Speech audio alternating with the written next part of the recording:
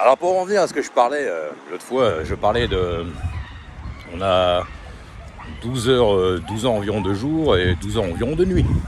Je dis environ parce qu'évidemment c'est progressif. Ça dépend si on passe du, de la pointe du début du cycle, le yang, à l'hyper-yang pour le jour, et du début du cycle yin, la pointe, et la fin de cycle hyper-yin.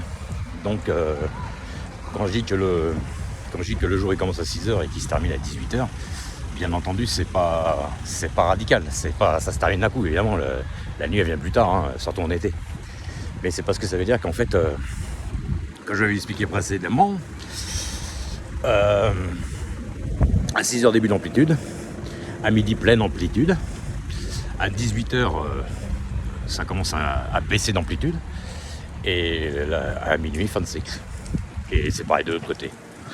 Donc voilà, le jour yang, la nuit yin, en pleine amplitude hyper yang, et de l'autre côté en pleine amplitude hyper yin, tout simplement.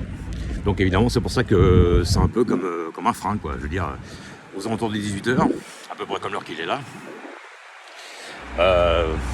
on commence à vivre un peu plus calmement, à freiner le métabolisme. Dans la mesure du possible, évidemment. Hein. Et puis si on est en vacances au mois d'août, voilà, bon, il y a des cas particuliers, bien sûr. C'est dans la règle générale.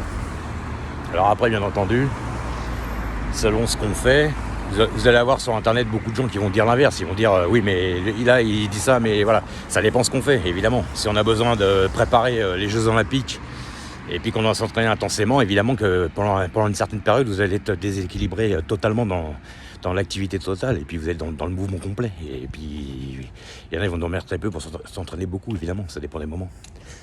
Et puis des fois c'est l'inverse, évidemment. Si vous êtes en montagne, vous avez aussi besoin de beaucoup récupérer. Donc voilà. Ciao.